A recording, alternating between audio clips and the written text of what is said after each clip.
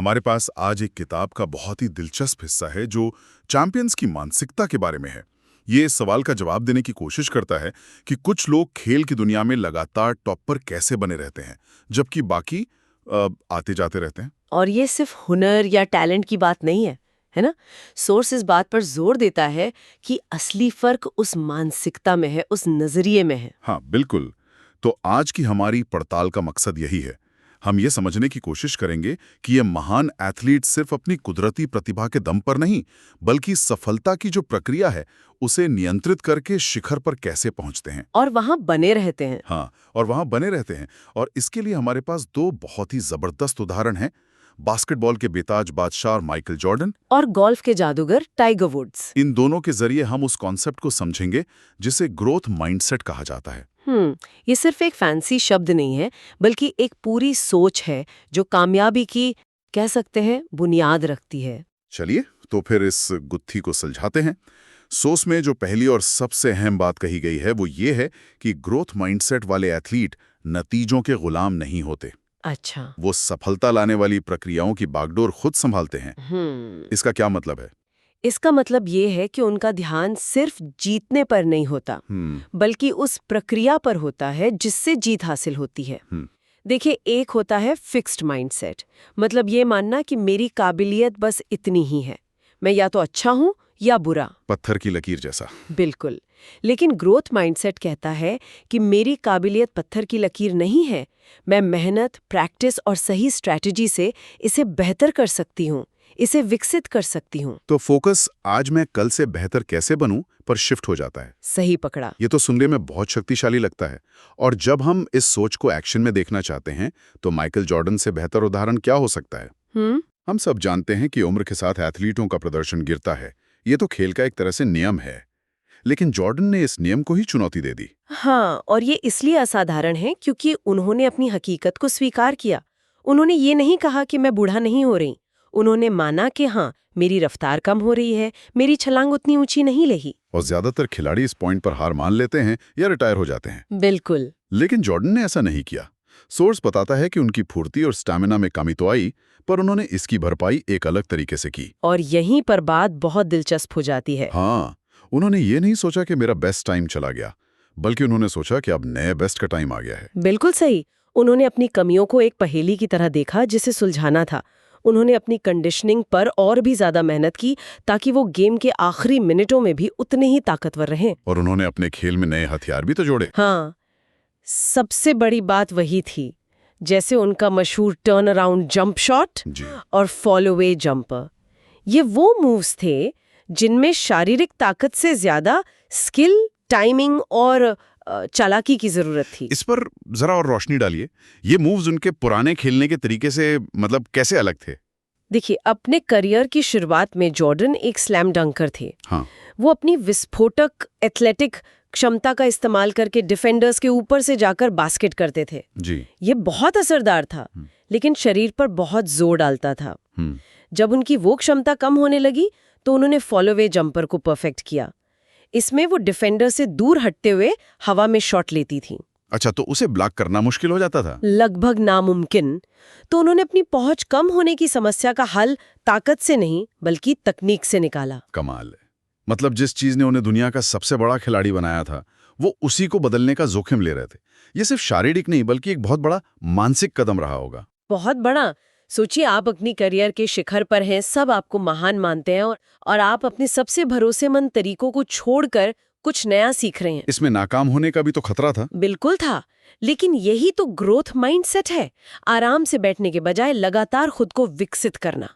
नतीजा ये हुआ कि वो लीग में एक एथलेटिक चमत्कार के तौर पर आए थे, लेकिन जब उन्होंने खेल छोड़ा तो उन्हें खेल के इतिहास का सबसे पूर्ण खिलाड़ी, अ मोस्ट कंप्लीट प्लेयर माना गया। उन्होंने अपने खेल को फिर से गढ़ा। ये अनुकूलन या एडेप्टेशन वाली बात बहुत जरूरी है। ये सिर्फ सुधार करना नहीं है, ये जरूरत के हिसाब से खुद को पूरी तरह से बदलने की क्षमता है। सही कहा।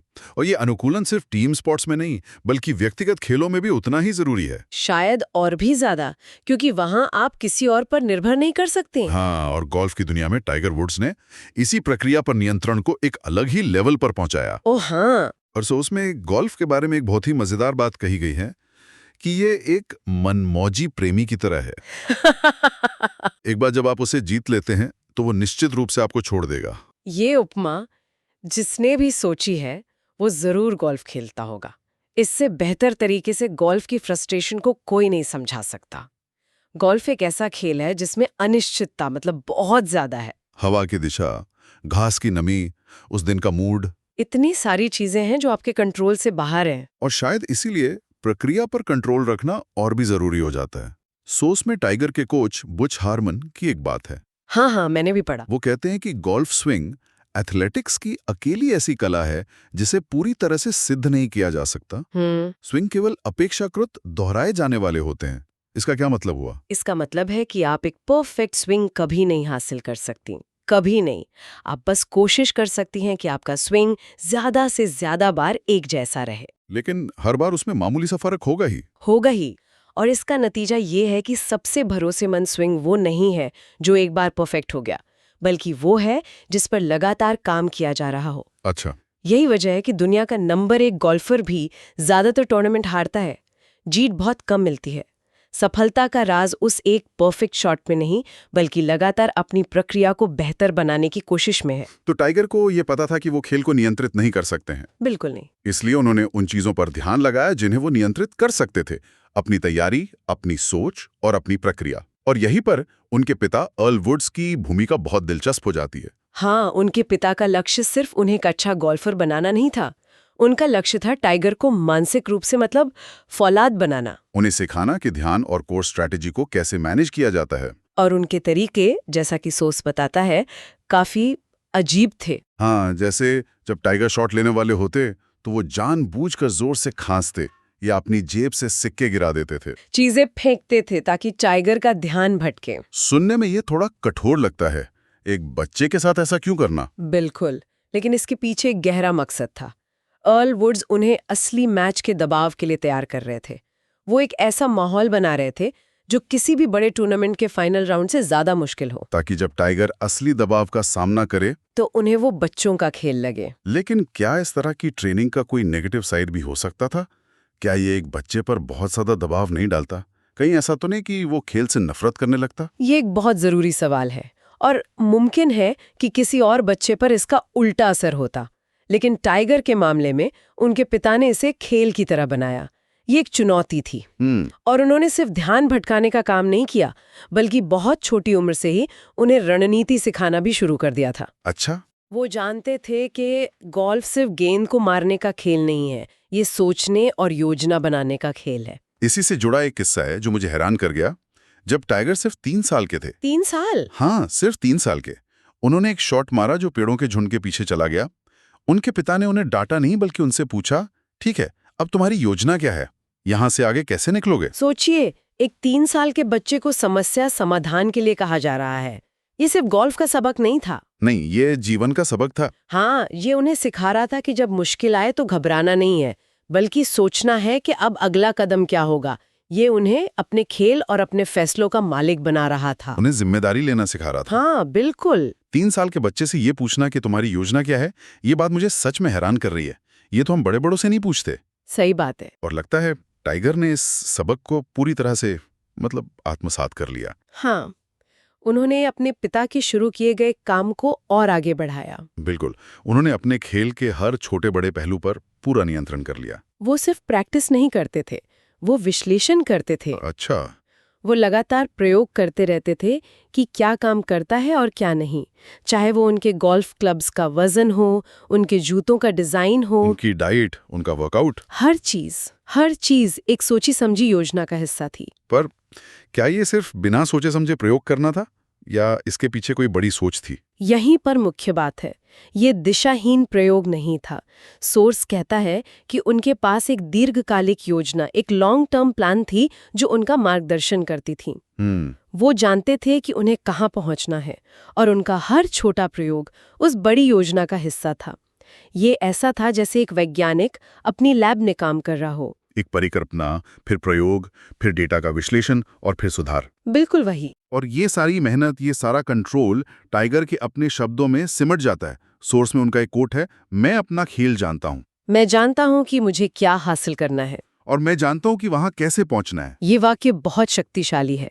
ये किसी घमंड से नहीं, बल्कि गहरी तैयारी और आत्मविश्वास से निकला है। हाँ, ये दिखाता है कि वो अपने भाग्य के निर्माता खुद थे। उन्हें बाहरी कारकों या किस्मत पर निर्भर रहने की जरूरत नहीं थी, क्योंकि उन्होंने अपनी आंतरिक प्रक्रिया को, अपनी तैयारी को इतना मजबूत बना लिया था कि वो किसी भी चुनौती के लिए तैयार थे। तो इन दोनों उदाहरणों को एक साथ रखकर देखें तो इसका मतलब क्या निकलता है? एक पैटर्न तो साफ उभर रहा है। चाहे वो माइकल जॉर्डन हो जो उम्र को मात देने के लिए अपने खेल को बदल देते हैं, या टाइगर वुड्स जो एक अनिश्चित खेल में प्रक्रिया पर महारत हासिल करते हैं। महानता सिर्फ जन्मजात प्रतिभा का नतीजा नहीं है। सही बात है। प्रतिभा आपको एक शुरुआती बढ़त दे सकती है, एक स्टार्टिंग पॉइंट, लेकिन वो आपको मंजिल तक नहीं पहुंचाएगी। मंजिल तक पहुंचने और वहां टिके रहने के लिए कुछ और चाहिए। और वो कुछ और ही सफलता की प्रक्रिया को समझना, उसे अपनाना और उस पर लगातार काम करते रहना है। बिल्कुल, ये उस ग्रोथ माइंडसेट को अपनाने से आता है जो कहता है कि मैं हमेशा बेहतर हो सकता हूं, कि मेरी सीमाएं पत्थर की लकीर नहीं है, बल्कि मेरे प्रयास से आगे बढ़ सकती हैं। और ये हमें सोचने पर मजबूर करता है। ये ग्रोथ माइंडसेट और प्रक्रिया पर नियंत्रण का जो सिद्धांत है, क्या ये सिर्फ खेलों की दुनिया तक ही सीमित है? हाँ, या इसका दायरा कहीं ज्यादा बड़ा है? ये एक बहुत ही काम का सवाल है। क्या एक बिजनेस लीडर अपनी टीम की प्रक्रिया को नियंत्रित कर सकता है? क्या एक छात्र अपनी पढ़ने की प्रक्रिया को बेहतर बना सकता है? क्या एक आर्टिस्ट अपनी क्रिएटिव प्रक्रिया को और निखार सकती है? जवाब शायद हाँ है। तो अगर ऐसा है तो इस चर्चा को खत्म करते हुए हमारे सुनने वालों के लिए एक सवाल छोड़ जाते हैं। अपने जीवन के किसी एक लक्ष्य के बारे में सोचें जिसे हासिल करना है। अब जॉर्डन और वुड से प्रेरणा लेकर खुद से ये सवाल करें, उस लक्ष्य को पाने की प्रक्रिया क्या है? उस प्रक्रिया के कौन से हिस्से हैं जो पूरी तरह से आपके नियंत्रण में हैं? आपकी आदतें, आपकी सोच, आपके रोज के प्रयास। और उस प्रक्रिया को नियंत्रित करने के लिए पहला कदम क्या होगा? शायद असली जीत लक्ष्य को पाने में नहीं, बल्कि उस प्रक्रिया का मालिक बनने में है।